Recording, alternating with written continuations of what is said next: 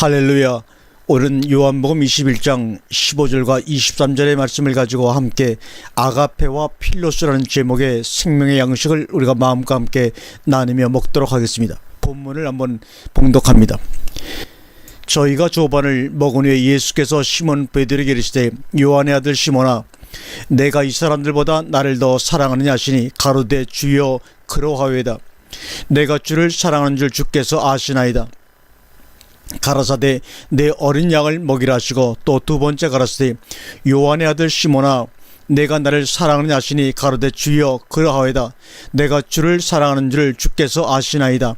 가라사대 내 양을 치라 하시고 세 번째 가라사대 요한의 아들 시몬아, 내가 나를 사랑하느냐 하시니 주께서 세 번째 내가 나를 사랑하느냐 하심에므로 베드로가 근심하여 가로되 주여 모든 것을 아시오매 내가 주를 사랑하는 줄을 주께서 아시나이다. 예수께서 가라사대 내 양을 먹이라. 내가 진실로 진실로 내게 이르노니 젊어서는 내가 스스로 띠뛰고 원하는 곳으로 다녔거니와 늙어서는 내 팔을 벌리니 남이 내게 띠띠우고 원치 아니하는 곳으로 데려가리라. 아멘. 제가 얼마 전에 설교 제목으로 성경은 타락했는가 하는 타이틀을 붙인 적이 있습니다. 그 설교 제목을 볼 때마다 저 자신 어쩐지 좋지 않고 제목만을 보는 사람이 얼마나 오해를 할까 하고 걱정도 해보았습니다. 요한복음 1장에서 태초에 말씀이 계시니라로 시작해서 21장 끝에 가서는 내가 나를 사랑하느냐로 끝을 맺고 있습니다. 이것은 분명 성경의 엄청난 타락입니다. 저는 21장을 볼 때마다 대단히 가슴이 아픕니다. 지금 주님은 부활한 상태이고 그리고 이미 사람이 아닌 영적 상태에서 하나님으로 임재하셨습니다. 육신으로 오신 예수님을 하나님이라고까지 해달라고 부탁을 할 수 없겠습니까마는 21장에서는 하나님으로서의 현현이라고 표현해도 조금도 부끄러워할 필요가 없을 정도로 완벽한 하나님으로 나타나셨습니다. 그 앞에서도 하나님은 사랑하는 제자들 앞에서 내가 사랑하느냐고 물으셨어야 하는 성경. 분명 성경은 엄청나게 타락했습니다. 요한복음 21장은 원래는 20장으로 끝맺는 성경입니다. 분명 20장 끝절에 보면 이 성경은 끝나고 있구나를 우리가 확연히 알 수 있습니다. 그런데 21장이 소개되어 있습니다. 지금 중요한 것은 20장 끝절 30절과 31절에서 요한복음의 끝을 맺고 있는데 한번 같이 보겠습니다. 예수께서 제자들 앞에서 이 책에 기록되지 아니한 다른 표적도 많이 행하셨으나 오직 이것을 기록함은 너희로 예수께서 하나님의 아들 그리스도이심을 믿게 하려 하며 또 너희로 믿고 그 이름을 힘입어 생명을 얻게 하려 함이라고 우리에게 말씀하고 계십니다. 이것이 바로 요한복음입니다. 그래서 요한복음의 요절은 3장 16절 하나님이 세상을 이처럼 사랑하사 독생자를 주셨으니 이는 저를 믿는 자마다 멸망치 않고 영생을 얻게 하려 하심이니라, 이 말씀입니다. 이것이 요한복음의 전체입니다. 이것이 결론이라고 끝을 맺고 있습니다. 그런데 21장이 왜 필요한가 하는 것입니다. 오늘의 본문을 굳이 세 주제로 나눈다면 첫째는 베드로와 요한교회, 둘째는 일생과 영생, 셋째는 관심과 인식입니다. 오늘 주제를 관심과 인식이라는 제목으로 메시지를 전하려고 했는데 아무래도 어렵고 철학적인 것 같아서 아가페와 필로스를 했습니다. 아가페와 필로스를 우리말로 고치면 관심과 인식이라고 할 수가 있습니다. 사람들이 신앙생활을 하는데 어떤 사람은 그 생활에 행복을 느끼는가 하면 어떤 사람은 무겁게 느끼고 부담스럽게 생각하며 고통스럽게 여기는 사람들이 있습니다.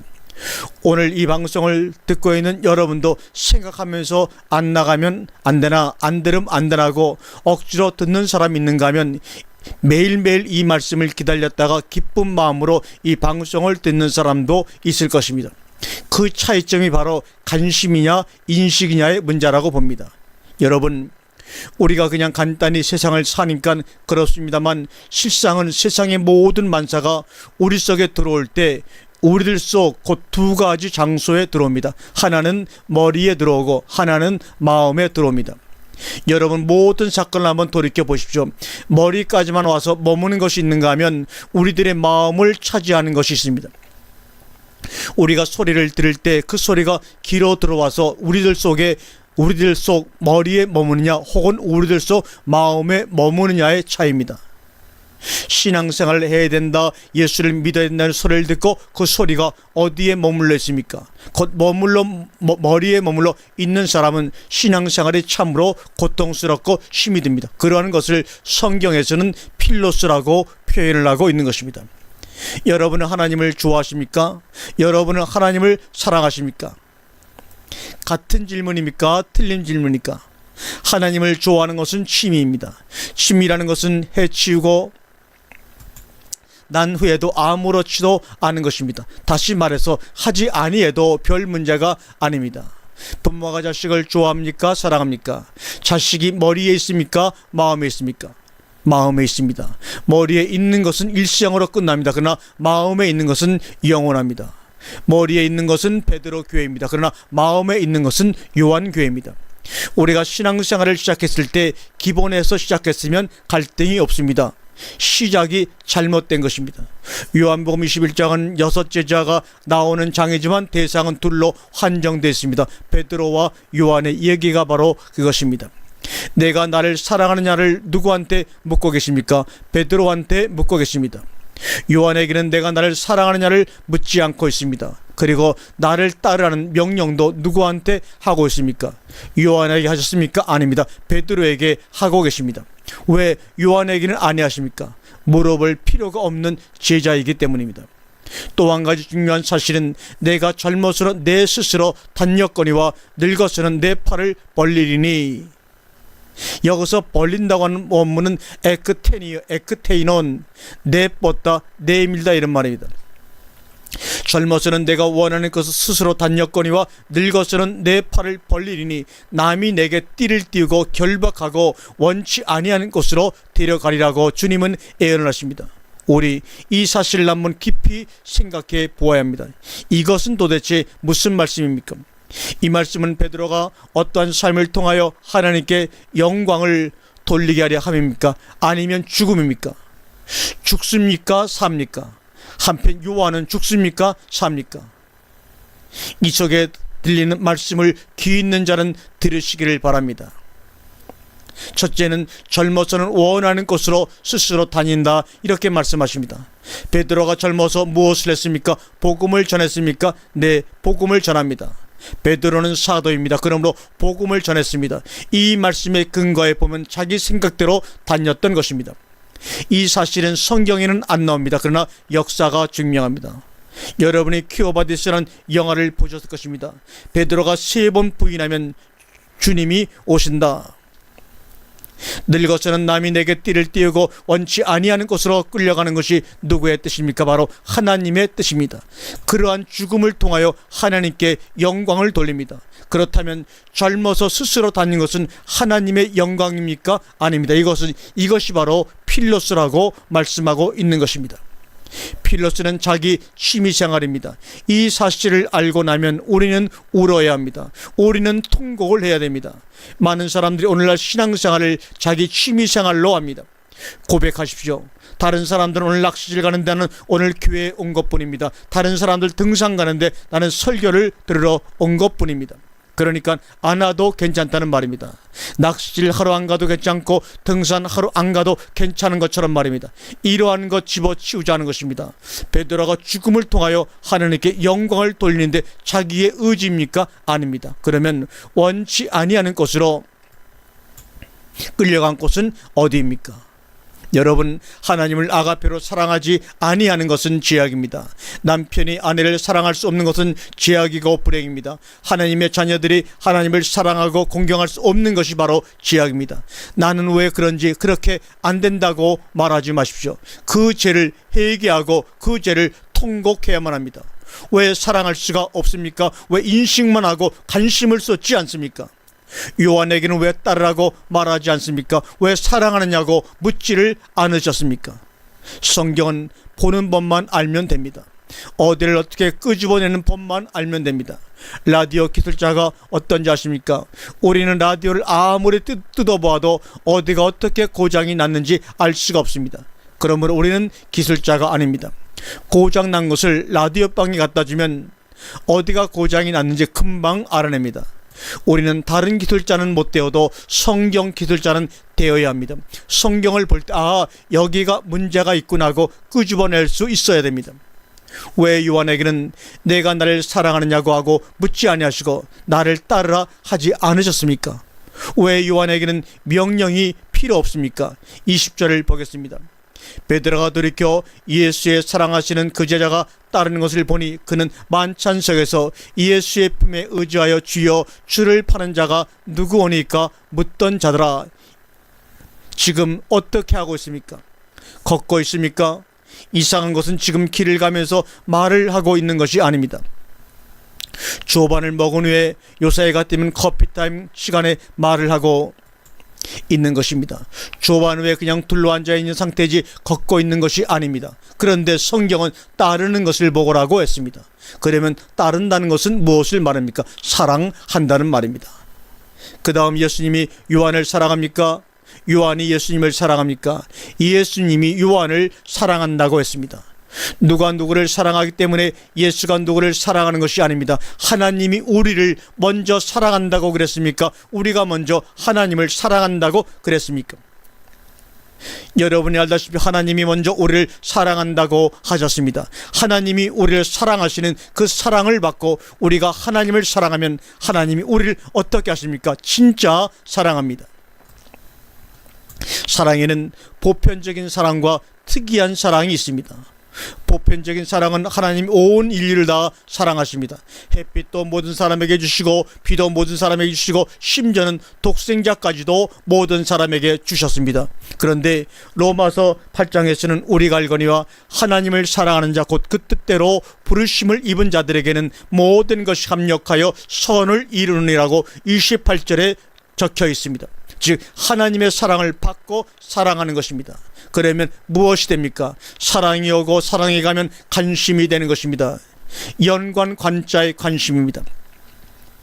베드로가 예수님께 이 사람은 어떻게 되겠습니까? 하고 물으니 내가 다시 올 때까지 그를 머물게 할지라도 내게 무슨 상관이냐? 너는 나를 따르라 하시니 제자들이 무엇이라고 말했다고 했습니까? 그는 죽지 않겠다. 이것이 문제입니다. 내가 다시 올 때까지 그를 머물게 할지라도입니다.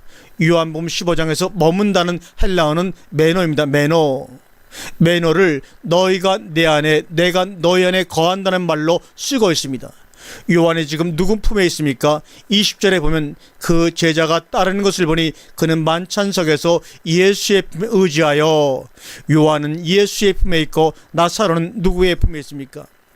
예수님은 누구의 품에 있습니까? 아버지의 품에 있습니다. 이것이 바로 진정한 관심입니다. 그러니까 내가 다시 올 때까지 머물게 할지라도 언제까지? 다시 올 때까지. 왜 그렇습니까? 오고 나면 어떻게 합니까? 함께 삽니다. 그때는 품에 있을 필요가 없습니다. 떠나 있을지라도 어디에 있습니까? 매노하고 있습니다.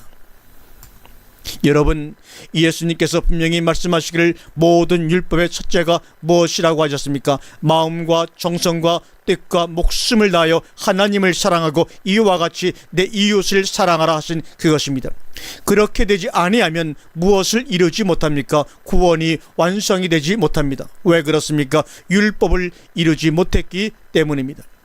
내가 온 것은 율법이나 선지자를 폐하러 온 것이 아니라 완전케 하려 함이로다. 아멘. 그리스도는 율법의 마침이고 율법의 완성이십니다. 천하 없어도 마음과 뜻과 정성과 목숨을 다하여 하나님을 사랑하고 이것이 안 되면 안 됩니다. 그래서 예수님이 무엇이라고 말씀을 하셨습니까? 뭐라도 부모나 형제나 전토나 항상 말씀을 드립니다만 사람들이 비교 우위신앙을 가지고 자랑합니다. 무슨 말입니까? 51%를 가지고 자랑한다는 말입니다. 나는 내 자식보다 주님을, 나는 내 자손보다 주님을, 그러면서 굉장히 하나님을 사랑하는 것처럼 말합니다. 자식이 원수가 된다. 원수는 자기 집안 식구니라. 신앙이 완성되면 그것이 됩니다. 그러나 원수를 사랑하라. 철천지 원수를 사랑하게 되는 것이 바로 율법의 완성입니다. 하나님보다 더 사랑했던 자식이 원수가 되었다가 하나님의 사랑에 감격하여 더 사랑하게 되는 것이 율법의 완성이요 아가페입니다. 다 잊어버려도 이것만큼은 오늘 시간에 기억하시기를 바랍니다. 반드시 나의 절대적 관계성이 원수가 되어야 합니다. 그것까지도 내 사랑이 아닌 하나님의 사랑으로 사랑할 수 있어야 그때 율법이 완성입니다. 그 사랑과 나 사이에, 자식과 부모 사이에 율법의 완성입니다. 인간적으로 사랑하는 것은 율법의 완성이 아닙니다. 인간적 모성애로 자식을 사랑하는 그것을 가지고 율법의 완성이라고 말하지 마세요. 그것 가지고 나는 자식을 사랑한다고 말하지 말라는 말입니다. 자선 사업가의 그 마음 가지고 고아를 사랑하는 것이 아니라 하나님의 사랑으로 그 원수를 사랑하는 것이 율법의 완성입니다. 그러나 원수 되었을 때 죄물은 도망쳐버리고 자식은 어떻게 됩니까? 원망합니다. 불평합니다. 변화라고 하는 것은 내가 변화가 되면 나와 관계하는 모든 대상들이 변화가 됩니다. 그 사람 자신들이 변화가 되는 것이 아니라 그들이 나를 볼 때 변화되어 버립니다. 그 전에 가지고 있던 그전 관계성이, 그 전에 가지고 있던 인간성이, 인상이 바뀌어 버립니다. 그 사람들이 옛날에 저 사람은 저러지 않았는데 저 사람이 변해버렸어 하는 말이 다 나와야 합니다. 친구도 다 떨어져 버리고, 사업도 다 망해버리고, 일가 친척도 다 도망가버리고, 그 다음에 하나님의 사람으로 나타나 컴백했을 때 이것이 하나님의 사람으로서의 바른 변화인 것입니다. 베드로는 옛날의 베드로입니다. 그러나 요한은 옛날의 요한이 아닙니다. 그래서 베드로 교회는 필로스 교회입니다. 천주교와 오늘날의 기독교도 마찬가지입니다. 여러분, 사랑의 관계성에서는 이래라 저래라 할 필요가 없습니다. 사랑이 알아서 스스로 처리합니다. 부부간에도 말이 많으면 그것은 부부간이 아닙니다. 왜냐하면 사랑은 마음으로 연결이 되어 있기 때문에 말하지 않아도 통하고 시키지 않아도 압니다. 오늘 본문 15절을 예수께서 베드로에게 내가 이 사람들보다 나를 더 사랑하느냐 하시니 주께서 아시나이다. 자기가 주님을 좋아하는 것을 주님께서 그렇게 알고 계시는 줄, 이런 말입니다. 어떻게 말입니까? 베드로는 지금 필로스라는 얘기를 하고 있어요. 천하 없어도 사람은 자기가 아는 것만큼 상대방도 그렇게 알 수밖에 없습니다. 내가 그렇게 알고 있으니 주님도 그렇게 알고 계시지 않습니까? 이 말입니다. 주님은 알고 있는 것을 묻고 계신 것이 아닙니다. 알고 있는 그 인식이 관심으로 바뀌지 아니한 것에 대한 질문을 지금 하고 있는 것입니다. 오늘날 사람들이 신앙생활을 안 해서 신앙생활 하라고 야단치는 것이 아닙니다. 오늘도 주일에 사람들이 구린같이 몰려가 교회로 갑니다. 헌금도 열심히 합니다. 또 그들은 하나님이 존재하시는 것을 인식하고 독생자 보내신 것을 믿고 천국을 만드신 것을 알고 인식하고 신앙생활하고 있습니다. 그러나 그것은 어디까지나 취미생활이지 전체 생활은 아니라는 것입니다. 그래서 신앙생활이 일생으로 끝나고 맙니다. 영생이 되지 못하고. 여러분, 신앙은 취미가 아닙니다. 사람이 죽을 때 낚시질하는 것이 아닙니다. 그렇기 때문에 그것이 베드로 교회라는 말입니다. 베드로 교회는 쓰러지고 없어져 갑니다. 나의 전부냐 부분이냐 이 말입니다. 사랑은 국경을 초월하고 사랑은 자기 목숨까지도 아낌없이 내어버리는 것입니다. 사랑하는 형제 여러분, 자매 여러분, 우리가 성경 공부하고 하나님 말씀 듣고 하는 이러한 것들이 그것을 통해서 하나님 좋아하기 위해서 하면 안 됩니다. 내가 죽어질 각오가 되어 있어야 합니다. 내가 이 말씀을 듣는 과정 속에서 내가 죽어서 없어져야 합니다. 오직 예수 외에는 아무도 보이지 아니하더라. 마태복음 17장 8절의 말씀이 우리의 삶 가운데 이 방송을 듣는 여러분과 저 사이에 이루어져야 합니다. 오직 예수 외에는 아무도 보이지 아니하더라. 무슨 말입니까? 흔히 사람들이 그때 당시 변화산에 엘리야도 나타나고 모세도 나타났는데 엘리야 모세는 안 보이고 예수만 보이더라고 이해합니다. 그러나 거기에 엘리야 모세만 있었습니까? 베드로, 요한, 야고보도 있었습니다. 엘리야 모세만 안 보였습니까? 요한, 야고보만 아니라 자기까지도 안 보였습니다. 오직 예수님만 보였습니다. 24절과 25절, 이 일을 증거하고 이 일을 기록한 자가 이 사람이라 우리는 그의 증거가 참인 줄 아노라. 요한복음이 누구에 대한 이야기입니까? 이 일을 증거하고 기록한 요한은 예수님을 무엇으로 본 것입니까? 태초로부터 계신 하나님의 말씀으로 본 것입니다. 예수를 믿은 것이 아니고 예수를 증거한 것이 아닙니다. 25절에 보니 예수 행하신 일 이외에도 만일 낱낱이 기록된다면 이 세상이라도 이 기록된 책을 두기에 부족한 줄 아노라고 요한복음 21장 25절에 말씀하고 있습니다. 즉 행하신 일과 말씀입니다. 3년 반 동안의 전기를 쓴다면 써야 얼마나 쓰겠습니까? 낱낱이 다 기록해도 3년 반 예수의 생애는 짧지만 태초로부터 계신 하나님의 말씀은 어떻습니까? 영생한 분인데 그것을 다 기록하자면 세상이라도 부족하다는 것입니다. 차원이 다릅니다. 하나님을 하나님 차원으로 두는 것으로 보질 않습니다. 우리는 그것이 중요합니다. 하나님께서는 우리에게 모든 것을 맡기실 소망을 가지고 계십니다. 왜냐하면 그것이 바로 창조의 목적이었기 때문입니다. 하나님을 사랑하는 사람, 하나님의 형상과 모양대로 지음을 받은 사람에게 모든 것을 다스릴 위임을 하십니다. 우리들은 그 위임을 받아야 할 사람들입니다. 자, 위임관계에서 중요한 것은 처음에는 신뢰입니다. 왜 그렇습니까? 믿을 수 있어야 합니다. 신의입니다. 첫째, 신의가 있어야 합니다. 둘째, 영원한 관계가 되려면 사랑해야 됩니다. 아랫사람은 위에사람을 존경하고 위에사람은 밑에사람을 사랑해야 합니다. 사랑은 훈련을 통해서 되어지지 않습니다. 오랜 관계성을 통하여 무르익고 발효가 되는 것입니다. 오래 신앙생활 이전 상태에서 계속되어야 하는 것은 하나님과의 관계성에서 처음에는 작은 싹이 틉니다. 후에는 사랑도 열매를 맺습니다. 사랑의 싹이 되면 자주 만나야 됩니다. 떨어져 있으면 오해가 생깁니다. 부부관계도 마찬가지입니다. 자주 만난다는 말이 무엇입니까? 성경에서 무엇이라고 말하고 있는지 보겠습니다. 너희가 성경에서 영생을 얻는 줄을 알고 성경을 상고하거니와. 아멘. 성경이 좋습니까? 말씀을 들으면 여러분 좋습니까? 우리가 도덕적으로 잘못할 수 있는 것은 우리가 인간이기에 실수라고도 할 수가 있습니다. 그것은 얼마든지 용서가 됩니다. 그러나 자식이 부모를 공경하지 못하고 이해하지 못할 때는 이해할 수도 없고 용서할 수도 없습니다. 여러분, 도덕적으로 잘못하는 것은 얼마든지 괜찮습니다. 어린아이들이 커피잔을 깨뜨릴 수가 있습니다. 그것은 그렇게 매를 맞을 일이 아닙니다. 그러나 어린아이가 엄마한테 대들고 달려들고 멸시하고 저주한다면 그것은 용서할 수가 없습니다. 하나님께서는 우리에게 심겨운 것을 요구하지 않습니다. 절대로 젖산을 들어 바다에 옮겨라 하지 않습니다. 하늘의 별을 따오라 하지 아니하십니다. 그런 것이 필요 없으신 분입니다.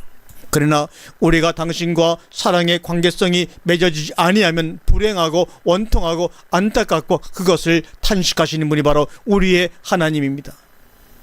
베드로가 답답하게 대답했던 그런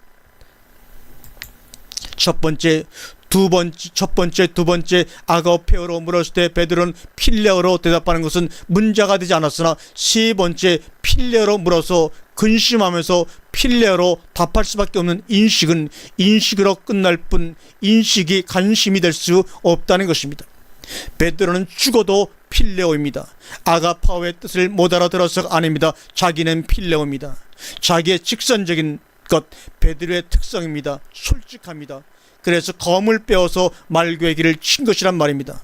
바로 거듭나야 할 부분이 이것입니다. 인식에서 간심으로의 전한 말입니다. 하나님을 사랑하는 사람은 성경을 쓸 수가 있습니다.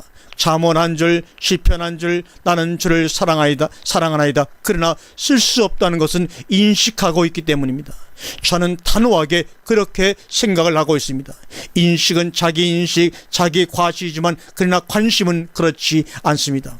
엄마가 자식 앞에서 멋을 부리고 근사하다는 말을 듣기를 좋아합니까? 그렇지 않습니다. 왜 그럴까요? 그러나 남 앞에서는 화장하고 옷 매무새를 고치고 꾸밉니다. 우리는 이제 형식에서 벗어나 진실로 향하여 앞으로 나아갑시다. 사랑하면 흠이 문제가 안 됩니다. 사랑하면 흠도 점도 아름답게 보이고 실수도 매력으로 보이는 것이 바로 참사랑입니다. 그러므로 나는 신앙생활을 행복이라고 말합니다. 그렇지 않다면 엘리야의 기도처럼 하나님 이제 나를 부르시옵소서, 나를 데려가 달라고 기도해야 합니다. 여러분, 의사가 병을 고치는 것은 그 병을 알기 때문입니다. 사랑의 병은 사랑을 모르는 자가 그 병을 고치려고 하니까 문제만 점점 더 생기고 커져 나아가는 것입니다. 사랑하는 형제자매 여러분, 하나님과 나 사이에 사랑을 먼저 알아야 합니다. 우리가 다른 사람에게 전도하기 전에 사랑을 알아야 사랑을 소개합니다. 직업적인 중매장에는 남녀간에 무조건 만나서 자식 낳고 살면 된다고 합니다. 그것은 아닙니다. 관상 보고 적당하면 억지로 짜맞추는 식으로 서로가 사랑하느냐가 중요합니다. 결혼이란 사랑의 결실을 위하여 하는 것이, 사랑을 공동모지에 묻기 위해서 하는 것이 아니지 않습니까? 여러분의 신앙생활은 하나님과의 사랑의 결실을 맺기 위해 만나는 결혼의 만남입니다. 그래서 성경은 결혼 얘기를 하고 있습니다. 그리스도가 여러분의 남편입니까? 예, 나는 관념적으로 그리스도가 나의 남편이라고 생각합니다. 관념적으로 그리스도가 남편이라고 하는 것은 인식입니다. 관심이 아닙니다. 여러분, 우리 원리적으로 신앙생활을 합시다. 제가 이 땅에서 하고 싶은 일이 있다면 성경이 자기의 수준에서 자기의 말을 할 수 있는 수준으로 환원시키는 것입니다. 성경이 너무 타락했습니다. 성경에서 이런 말하면 안 됩니다. 뭐 죄니 내가 나를 사랑하느냐 정도로서는 성경이라고 할 수가 없습니다. 하나님이 어떻게 사람 앞에서 내가 나를 사랑하느냐고 물을 수 있습니까? 생각해 보십시오. 애인끼리 너나 사랑해, 얼마나 치사한 이야기입니까? 인간들 입에서 아니 하나님 입에서 이런 말 하지 않는 수준으로 끌어올려야 합니다. 하나님 수준으로 끌어올리면 어떻게 되느냐? 성경이 없어집니다. 왜냐하면 말이 필요 없기 때문입니다. 가르침이 필요 없기 때문입니다. 이리 서라 저리 서라 말이 필요 없습니다. 요한이 무슨 말이 있습니까? 단지 자기의 삶에 대한 기록만 있을 뿐입니다. 내가 주님을 사랑합니다. 내가 주님을 사랑해서 이렇게 행복했었노라고. 우리 모두 행복합시다. 우리와 여러분과 제가 그분의 품 안에 있음으로 행복해 합시다. 유대인들의 인사말처럼 샬롬 샬롬, 우리 모두 행복해하는 삶을 살기를 주님의 이름으로 간절히 축원드립니다. 아멘.